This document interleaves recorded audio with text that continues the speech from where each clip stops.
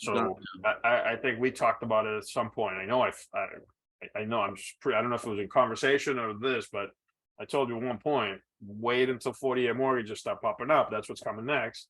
And talk to me a They little pop bit. up. They're starting to pop up. Like the FHA's already started talking about it. I started reading about it this week. It'll come. It's gonna come. It's a matter of time. I mean, it's just So it's something that was already occurring overseas, right?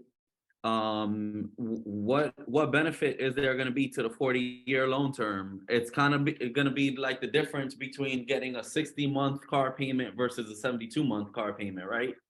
Sure. You're gonna pay more interest. You're gonna pay more big. They're gonna have the term longer. You're gonna just pay more money. I mean, that's really what it means.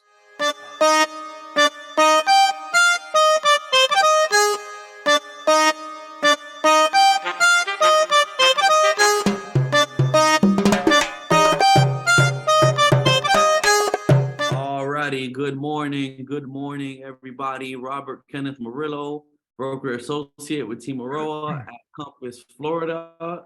License number BK3373543. What's going on, John? Good morning, John Sepulveda, NMLS 1309244. How you doing today, man? Doing good. Episode what? 17? 17. It's Tuesday, April 11th. 29 days to May 10th. So we have PCI coming tomorrow. Actually, first, let me back up. Housing data keeps on coming up. We touched on it briefly yesterday. Appreciation is close to 3% year over year. It's close to 3% from the peak. The values have dropped about almost 3% from the peak value. So, overall pricing is still houses have gained value overall. So housing strong, as we talked about yesterday. So we got the PCI report coming tomorrow. And as we kind of had talked before, this month's data, the housing sort of, flag the roller coaster, right? We're kind of there, so we don't know what the number is going to be for housing, the cost of housing, but it's kind of peaked, so it's there, right? It's at the peak. We're going to see what the number is. The jobs data just came out at the end of last week, so they're still showing. It looks like unemployment is low, so that's putting pressure. Inflation, we'll see what the reading comes out. We got a little bit of, gas prices have been, kind of creeping up last, couple of weeks. So we'll see what the data points to on the inflation rating.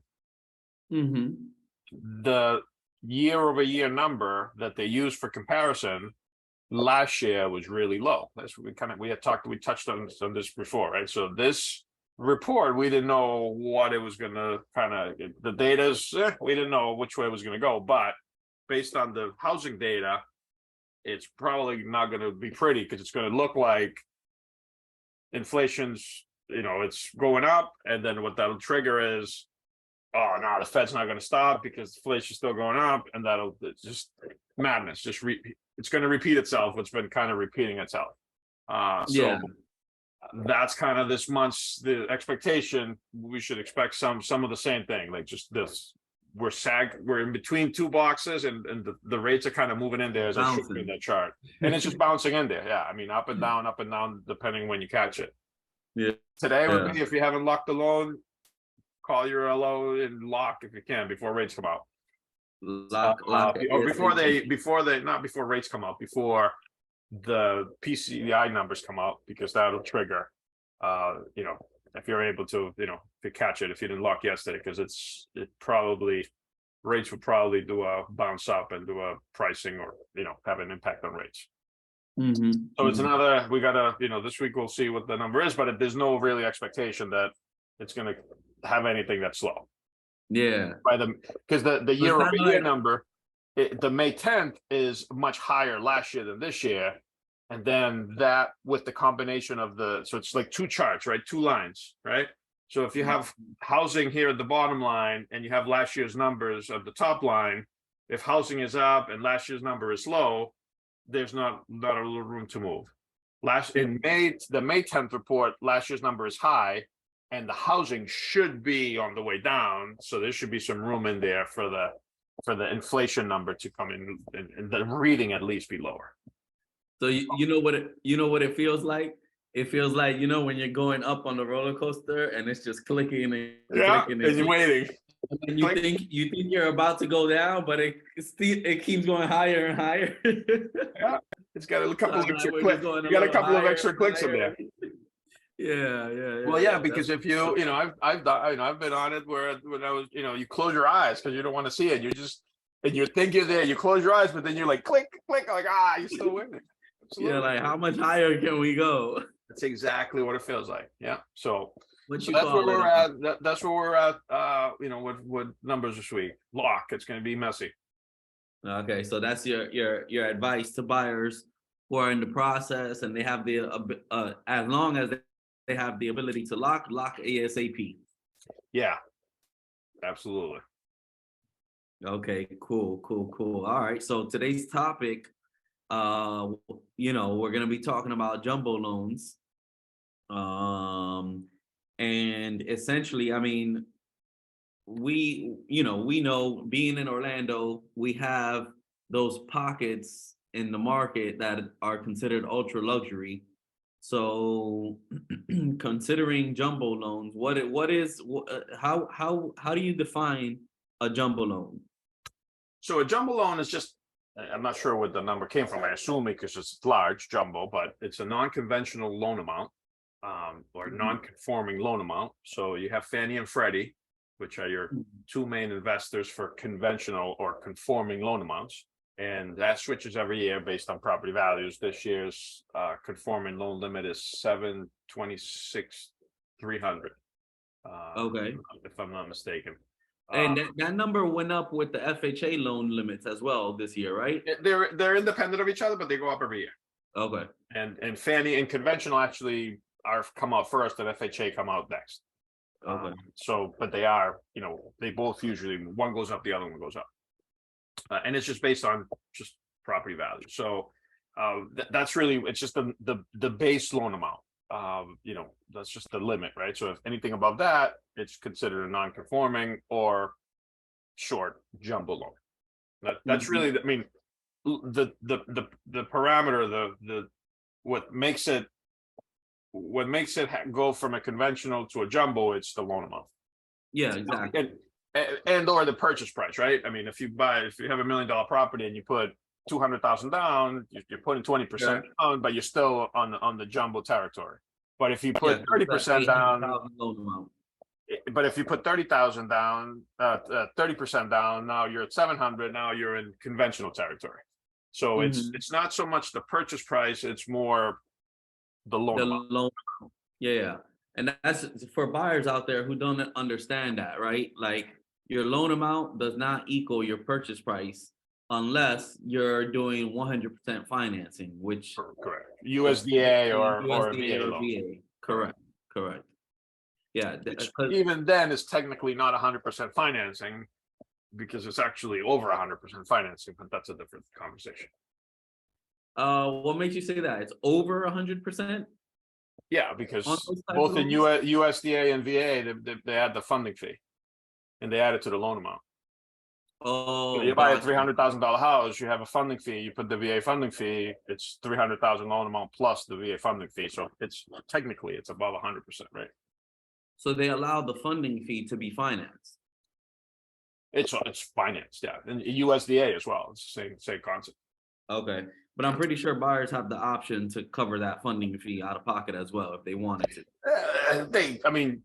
Theoretically, but they usually don't. I mean, if they're buying 100% down, usually they're not using money to, they're not using the money to put it down, if you would, to pay it off.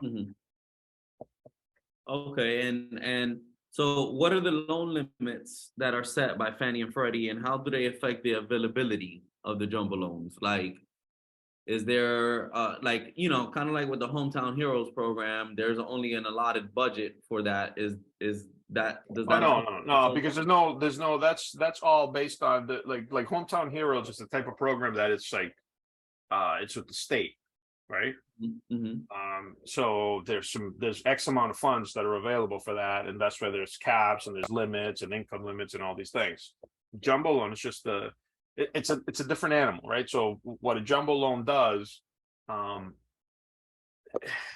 it could be, I mean, it's really based on, it's a higher risk.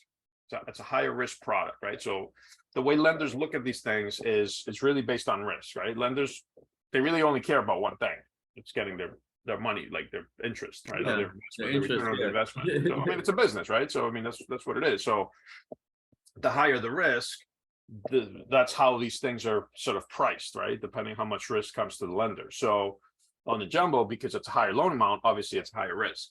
Mhm. There's jumbo loans that, and there's many different investors, and it's hard to have a conversation, with Fannie. There's a set of guidelines. Fannie and Freddie, they're both sets of guidelines are extremely similar, and there's slight differences here and there between two of them. Mhm. For example, what do I mean? Conventional Fannie, conventional investment property is 25% down payment. Freddie, conventional is 20% down payment, right? So there's a 5% difference between one and the other. Mhm. Another one, and it's same investment.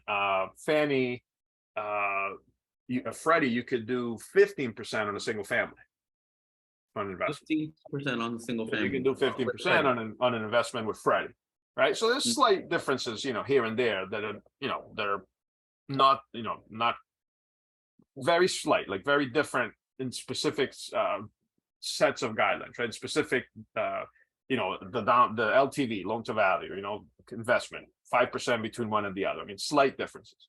On Mhm. jumbo, you can have, I mean, there's so many different options and there's so many things out there that it's hard to like put them all in one bucket. It really is, because you can do theoretically, there's programs that, depending on your credit score, because it's all based on risk, but you could do a jumbo with 5% down. Okay. And it's capped at loan amounts, and it's like I said, it's too hard to like tell you one specific, but it could be as low as 5% down, Mhm. and then goes up from there, right? So it really depends on your credit. But so the higher your credit score is, the more flexible and the more options you have. There's a lot of jumbo programs that don't have mortgage insurance, which is Mhm. obviously a big, so if you do 10% down on $1 million home, $900,000 amount, no mortgage insurance. If you were paying mortgage insurance, that'd be a big hit. That's a big payment. So it's just not to Yeah. the loan amount. So there's different options depending on the investor, but it's a complicated area to kind of, you can't really generalize. Mhm. Another wrinkle that gets thrown with jumbos is there's a lot of smaller banks or credit unions, for example, or Mhm. a large bank for that matter. I mean, it doesn't have to be a small bank, but there's a lot of portfolio programs that they have, like that they keep in house, that they're not necessarily selling to anybody. They're not gonna resell after closing. Correct.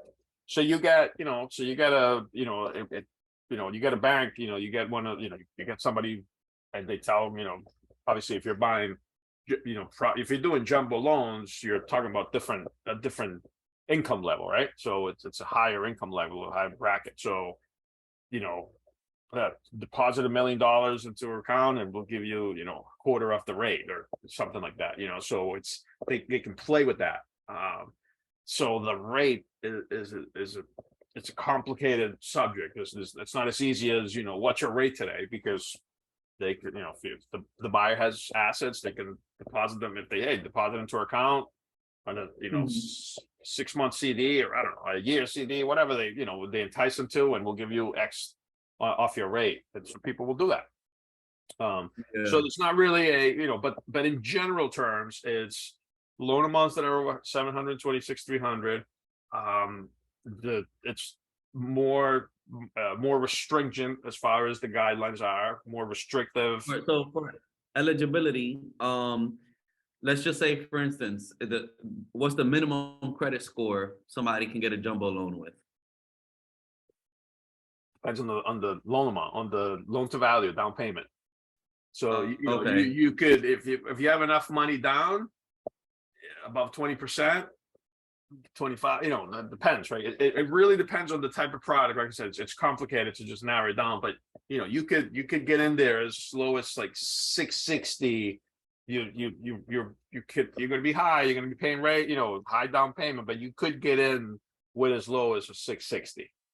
Yeah, but typically, people who can afford a jumbo loan typically tend to have better behavior and habits that allow them to have a better credit score. Correct. So the score threshold is much higher in a jumbo. So you know, to be a player in the game, you need to be in the 700s, and that's where it gets, you know, and the higher the obviously the better, because that gives you more options as far as less down payment or no MI option, or just lower payment, you know, overall. Yeah. And rates on jumbo are gonna be higher than conventional. How do they differ from a traditional mortgage? Again, it depends on which way you're going, because it's the range is so wide. You know, 20% down, 760 credit. You know what I mean? It depends on, you can't really compare apples and apples. Jumbo tends to be higher. So you know, if you're going to buy a jumbo loan, you tend to be on the higher average interest rate. But do interest rates go into the double digits for a jumbo loan, or would you say they still stay? No. They still, I mean, they're not too far off from, like, right now with the rates are so high, they're not too far off. Like they're closer to each other. Okay. You know what I mean? It's So not, kind of like doing a hard money loan. yeah. I mean, it's kind of, yeah. I mean, it's just your rate's going to be slightly higher. Again, it's higher risk. It's a different animal. It's a different product. And it's very boutiquey. It could be very boutiquey and there's some jumbo products that are only available in certain states. You know, well, we're here, as you said at the beginning, there's pockets of areas, you know, in a place like California, for example, pretty much every loan's a jumbo loan. Even though there the loan amounts are you know, high, well, FHA loans amount are higher anyway, because it's a high income area or high price area. So the income limits or the loan amount limits are higher. But in California, jumbo is pretty much the norm. So there's some products that are only like available in California, let's say, because they're local lenders from there. So it's just it's a space that has a lot of information, a lot of different players in. So it's really hard to kind of peg and say, you know, here's the minimum, here's the, you know, we're FHA, it's easy, you know, 580 plus 3.5% down, you know, it's a much simpler sort of guideline, if you would. And what documentation, is there any documentation different from a traditional mortgage that would be required? Same. I mean, you're same kind of process. I mean, there's really no difference. There's some additional requirements, not so much in the sense of documentation, but for example, reserves. On a jumbo, reserves is like it's almost like it's included in every single one. Like, you know, there'll be few scenarios where you have no reserves, like, you know, 1 month, 2 months, some could be 12 months. Again, it all depends on the score and it all depends on the loan to value and the type of program you're looking at. But reserves are like, that's one thing that for the most part, you're always going to be counting on reserves. But as far as documentation, it's same process. You got to verify the income, you got to verify the assets, you know, the credit, the employment. There's no much difference between one or the other as far as requirements for qualification. Gotcha. So what are the benefits to going jumbo versus, like, let's just say, if $1 million property, would it be better for someone to put in that amount to get them more conventional, or 100%? If they have the money, 100%. Are there any benefits you would say to a jumbo loan? Like, let's just say forget about it. Like for instance, we did the quote for my buyers that were shopping in Golden Oak. You know, what are the plus side of jumbo loans for loan amounts that are larger than 10 million, let's just say? But it's, I mean, it's all, at that sense, there's really no, because you don't, there's no, you can't really break it down like that, right? Because if you're buying a $10 million property, it's either cash or a jumbo. Unless you buy a $10 million property and you put, 9.3 million and you borrow 700,000, right? And then then you would have a conforming loan amount, right? Yeah.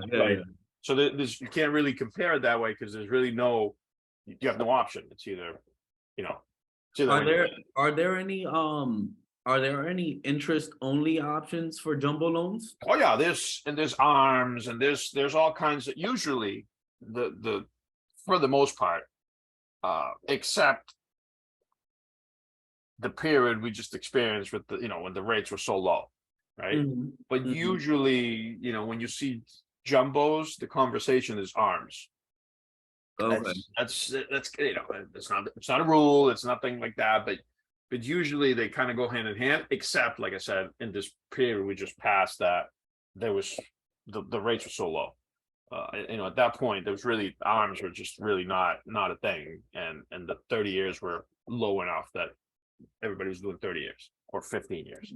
But typically the conversation on a it's an arm on a jumbo, just like typically the conversation when rates are this high, it's really an arm. The thing is that arms are now not a thing because we talked about this in the past, like it's just the pricing and the difference is so high, and it's so that the servicing, the value, they're charging it up front because they know people are going to refi because it's so uncertain, the market.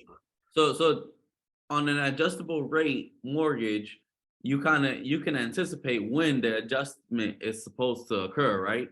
Correct. Yeah. If it's a 5-year arm, you're going to be fixed for 5 years, and then in the 6th year it'll adjust every year. So you're getting ready to refinance by year 3 or 4. Not necessarily, right? I mean, again, this is all the issue comes in, right? There's all these tools and programs that are there used in this space, in the jumbo space, right?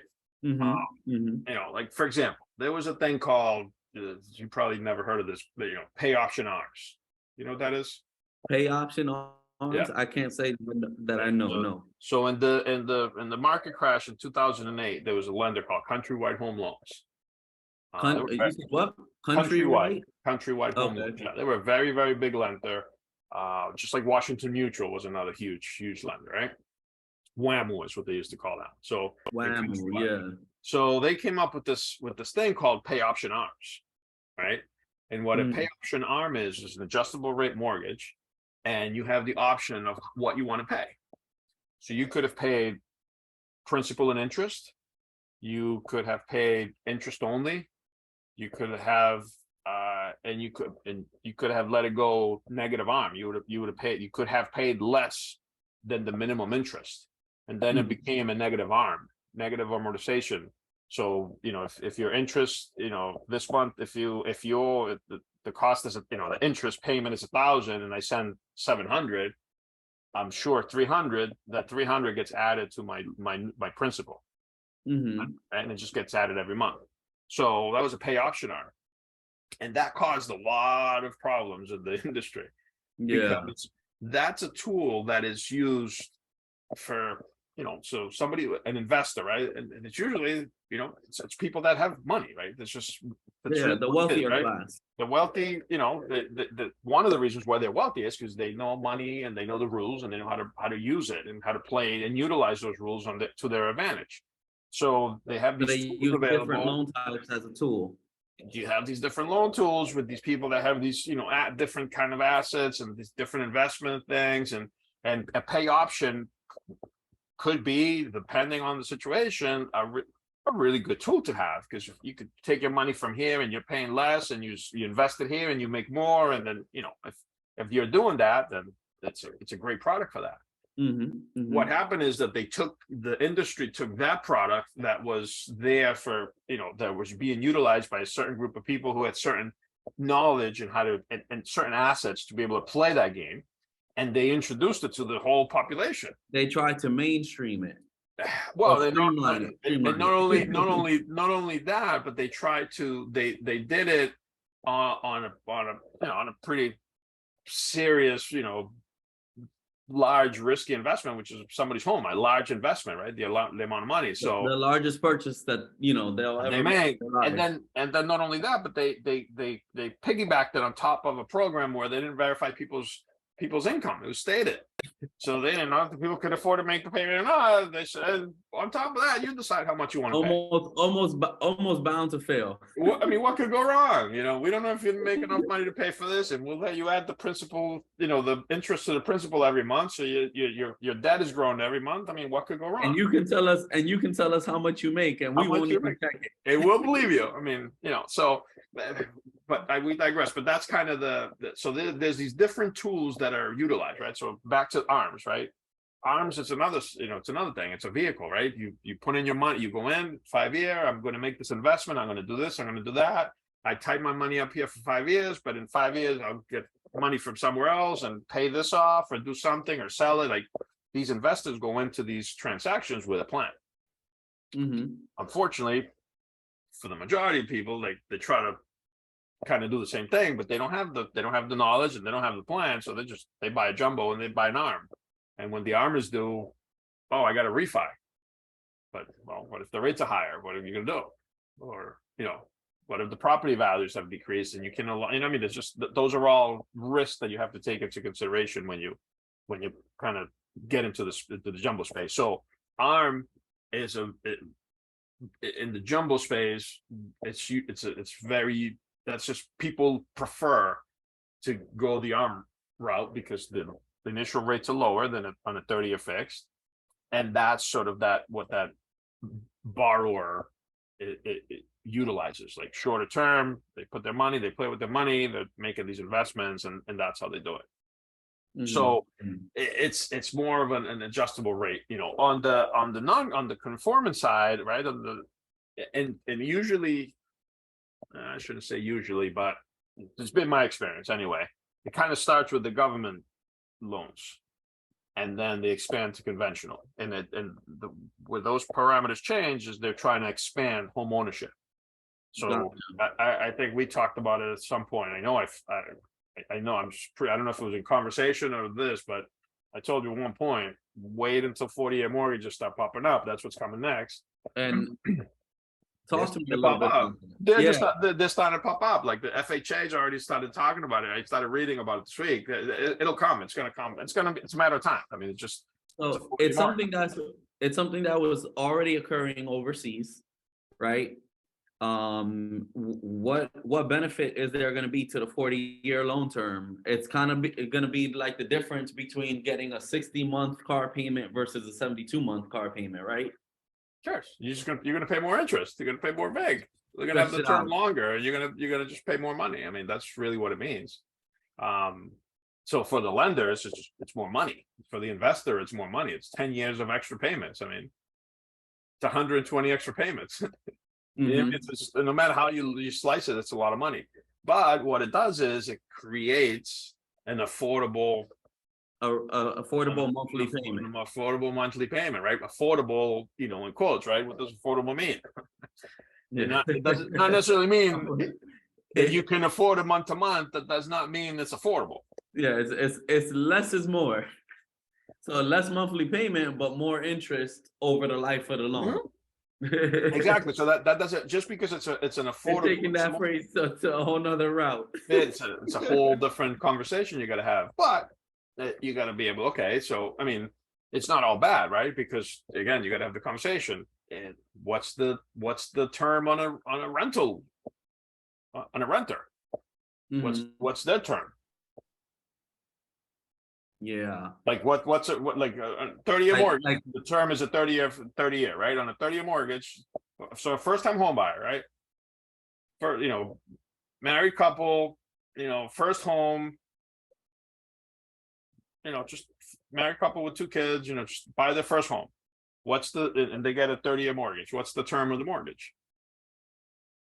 What do you mean? On a 30-year mortgage for a first-time home buyer, they've never owned a home before, they get a 30-year mortgage. What is the term of the mortgage? How long are they going to be paying the mortgage for? For 30 years, presumably. Correct. Same scenario, same couple. They say, you know what? Home ownership is not my thing. I'm going to rent. And they rent. What's their term of their rental agreement? Typically a year. Well, no, for their lifetimes. If they never buy, they're going to rent forever. Oh, gotcha. You know what I'm saying? So the 30-year fix is 30-year. A 40-year fix is 40-year. But a rental term is until you die. Right? I mean, you just or you hit the lottery, or somebody says, "Oh, let me give you a house you don't have to pay for." Right? I mean, that could happen, but typically, or you inherit a property. Yeah, but if you don't, if that's not, if you're not that fortunate, then you're going to pay rent for your lifetime. So that's 30, 40, 50 years, how long you're paying rent for. So, you have to really look at it that way, because that's really what it means. I mean, it's not going to go away. I mean, it's like the conversation with the solar panels, we had, it's the same thing. I mean, oh yeah, you're going to get a loan for 25 years. I don't want a loan. Okay. How long are you going to pay electric for? Forever. How long is your electric bill going to go for? I mean, it's not going to go anywhere. Let's light the candles. Take it back to the old. But putting the grilling your steak with a candle fire, it's going to take a while to cook. You know what I mean? It's complicated. So that's how you look at it. By the way, I looked at my electric bill the other day. It said winning. It just said winning. I love it, man. That brought joy to my side. Let me guess. You didn't have to come out of pocket. Well, no, I haven't been so I have the bill. Like you got to pay $15. You can't get rid of it. Like just that's what it is. And then I have this other like insurance thing for like my plumbing and the outside with water lines. It's like $26 that I pay for that, but that's not electricity. That's just something that goes to the electric company. So I pay $43. It's kind of but it's not an electric bill. It's just the bill, the $15 that you have to pay no matter what, and then the charge for that insurance. But I also get a credit that gets applied. The net metering credit, they adjust it at the end of the year. So every month I get meter. I pay the minimum, but it's not electricity. My electricity gets credited, and at the end of the year is adjusted. Because there's some months that you produce less and you consume more. But like this month I produced 700 kilowatts or extra. So it's sweet.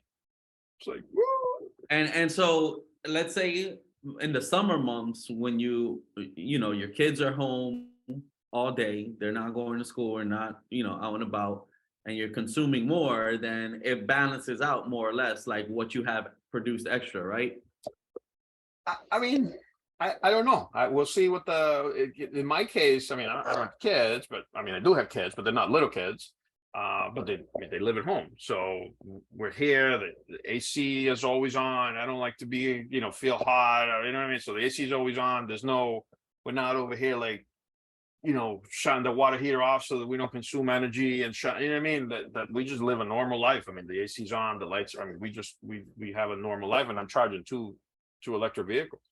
So that's sweet. I digress, but that's another plug for solar. I mean, it's a beautiful thing, man. I mean, it's only in America. Like I sound like Don King. Only in America. That's so funny because it's so true. Like you're at risk in other countries to essentially have no electricity.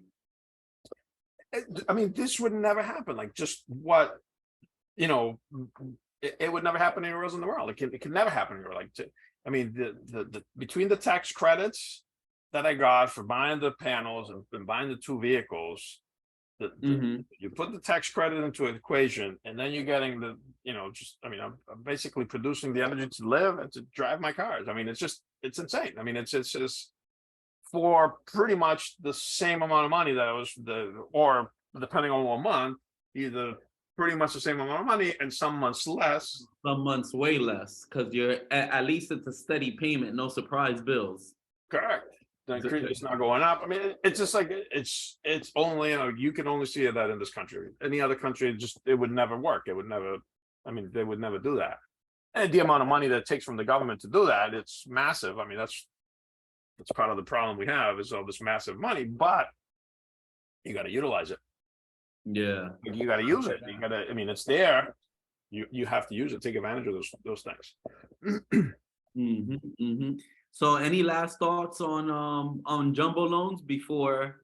I mean, jumbo is a space. I mean, unless you live in a state that, like California, where you really have no choice, because the property values are so high, you're really, you're kind of just dealing in that space alone in jumbo or non-conforming. I would say it's you definitely have to be a more savvy, more knowledgeable of what you get into. So just, be leery of, your first home and your first loan is going to be a jumbo luxury, $3 million loan. It can get messy. I mean, it's complicated. So just be careful. Just get your information, get the advice, just educate it, and team up with a team, with the right lender, that's going to bring you and it's going to guide you. I mean, that's really what it is. That's what the bottom line is. Okay. Awesome. All right. Well, if nothing more, Robert Morillo with Team Aroa at Compass, Florida, license number BK33735543. Let them know, John. John Sepulveda, origin point NMLS 1309244. Hope the information was valuable today.